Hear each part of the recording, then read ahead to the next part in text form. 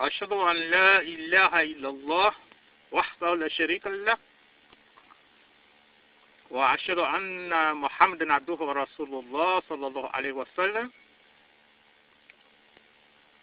Today we discuss the reality of faith. We discuss the multifaceted pinnacle of faith.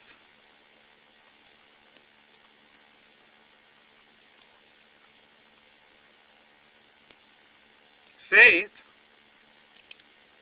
is said to be in all three of the monotheistic religions.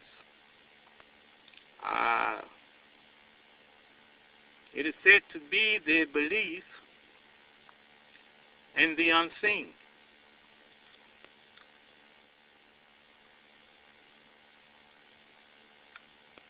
In the three monotheistic religions, Christianity, its origin, or shall we say, its foundation lies on the peninsula of monotheism. Mono is a Greek prefix for one. It refers to one.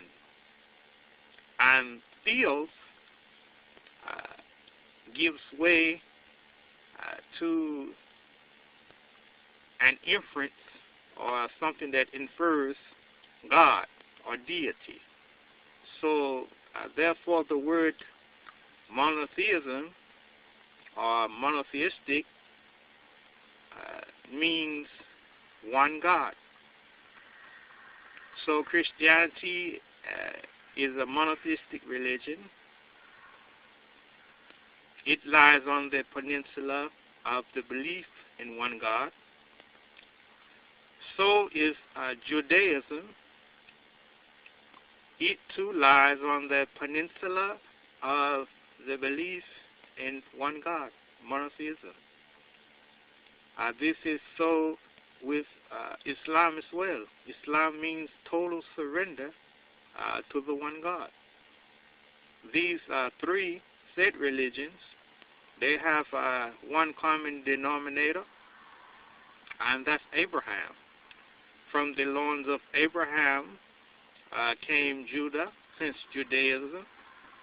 Also from the loins of Abraham's progeny, or his bloodline, came Isa bin Maryam, Jesus, the son of Mary. And also from the progeny of Abraham came Ishmael, alayhi salam. And from Ishmael, the Arabs were brought to full circle, as well as the city of Mecca, a home of Abraham, alayhi salam. And Abraham was one who professed monotheism, if you will, the belief in one God, one creator, you see. So these three monotheistic religions, their core foundation of their faith or belief is the belief in one God.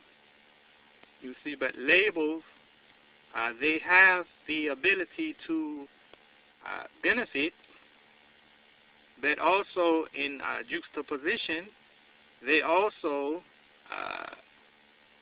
can be used to separate. And when religious books are translated, anytime you translate a book from one language to another, meanings of various words are weakened, and maybe even distorted, you see. And these three monotheistic religions, originally, their books were, the languages of these books were of a Semitic nature. You know, the same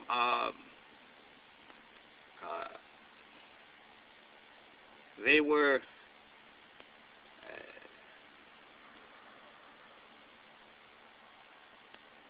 based on Semitic languages that had the same structure. You see, and in many of the cases, used the same words with the same meaning.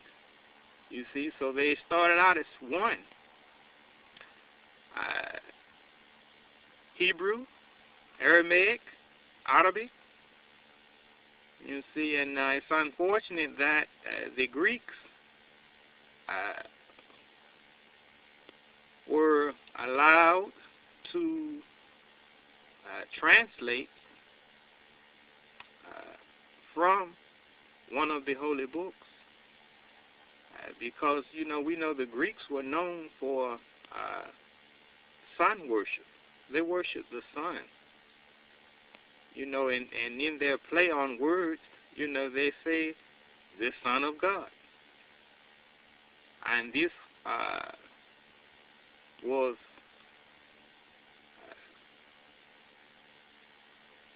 this concept was metamorphosized into a fleshly idea.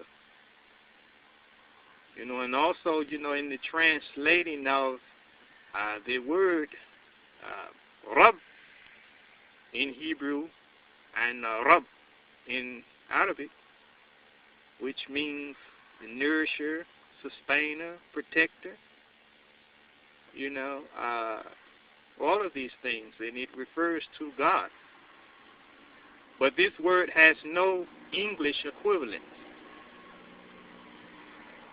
So when this holy book, you know, some of us call it the New Testament, was translated from Greek. The Greeks, they translated this word from Hebrew or Aramaic, Rab, nourisher, sustainer, protector, Lord. The closest word that they had to translate this word was pater. And from this word, we get the word parent, you see. So with using this concept, they say this is the Son of God in a fleshly essence. And also they say we are children of God, you see. But in actuality, God, or the Creator, He's above having any children. There was none before Him, and there will be none after Him. However, He does provide, protect, and nourish all of His creatures, just as a parent would do with their progeny.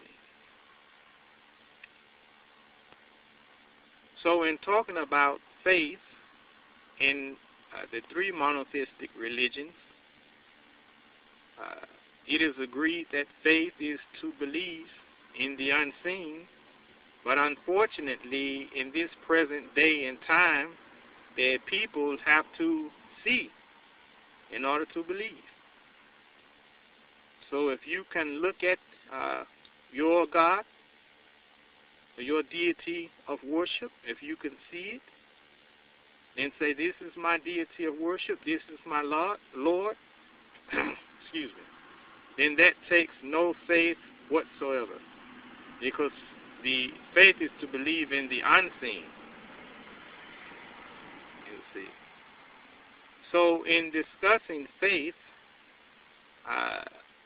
we want to take a different trajectory today. We want to talk about two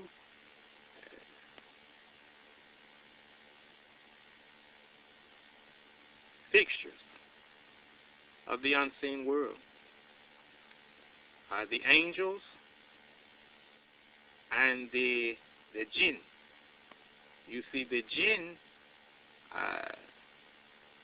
many of the people, they know of the jinn in a fictional Hollywood type form. You see, the jinn were made of smokeless fire. They have a free will like a man. You know, free will to whereas they have the ability to choose whether they would like to worship the Creator alone or whether they would like to do otherwise. You know, the jinn were very active in the time of Solomon. You see, they were put under his command. Some people call them demons. You know, but if that's your word of choice or preference, then all of them are not evil, as many of us would like to think. And each man or each human being is accompanied by a jinn, you see.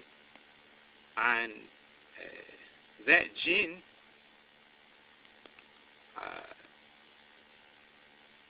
is not a reality until the age of puberty, because the messenger of God, may the highest peace be upon him, he said that the pen doesn't write for three, meaning these three people are not held accountable for their actions. And that is a child before the age of puberty. A child before the age of puberty in the eyes of God are not held responsible for their actions. Or a person who is insane, or someone when they are asleep, they're not held accountable for their actions. But once an individual reaches the age of puberty, then their jinn or their devil becomes a reality, and it starts to whisper to this individual, and we see the drastic change in character of the youth and adolescents. And this is why they're not educated in matters of faith and certain fixtures of the unseen world, but however it's fictionalized and we view it as entertainment. But these forces are very, very real. Then we have the angels. You see, the angels are also depicted as frail creatures with wings. You know, but in reality, angels, their forms are enormous. You know, the messenger of God, may the highest peace be upon him, he said that he saw the angel Gabriel, and he was bigger than the horizon. You see. At different times in history, God has allowed the angels to take on human form to convey messages, but in their normal form, it's beyond our imagination, their scope. It said that the devil, or Lucifer, it said that he was an angel, but, you know, this is not possible.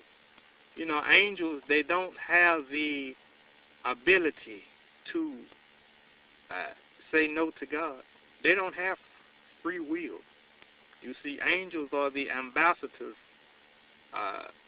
of the Creator. You know, they handle the business of His creation. You know, when it's time for a soul to come out of a body, God doesn't come down and take the soul out Himself. That's beneath Him. you see. When it's time for certain areas of land to be vegetated and they need rain, God doesn't come down and move the clouds and, produce rain to impregnate the earth. That's beneath him, you see. The angels, they are the ambassadors. They handle the business of the Creator. So if they had the power to say no to the Creator, and he says, well, I want my slave's soul to come out of him at 10:59 today, they could say, we don't feel like it, you do it. And hence that person would live forever, because God would never come on the earth and take a soul out of one of his creatures. Or when he says, I want the sun to rise in the east and set in the west, they can say, we don't feel like moving the sun today, you do it. And the sun would never move. And we know that the sun has been rising in the east and setting in the west since the beginning of time. You see, so angels, they don't have free will. And the devil, he could have never been an angel. However, he was a jinn made of smokeless fire. And by him having free will, he rebelled against the Creator and was expelled from paradise. And he whispered to Adam and his wife, and they listened to him, so they were also expelled. You see, in the reality of faith and the reality of good and evil, you have to have helpers. You see, so man, he has free will, and if he chooses to do what's correct and good, then he's accompanied by two angels, one on his left and one on his right. Neither are evil. One writes down their good deeds, and one writes down his bad deeds. You see, and when he does good, they help him. They protect him. You see, but if he chooses to do evil, then that jinn that accompanies him, that devil, he helps him in doing evil until he is destroyed. You see. But if he chooses to do good, the angels protect him, and the jinn, or the devils, they can never defeat angels. When Lucifer rebelled against the Creator in heaven, the angels were the one that escorted him out. You see. So when you do good and you have the protection of the angels, you don't have to worry about the jinn or devils. They submit to you. So though you have a jinn or a devil accompanying you, if you do what's right and have the protection of the angels around you, then that devil will have to submit to you and do as you say, and he will be of no consequence.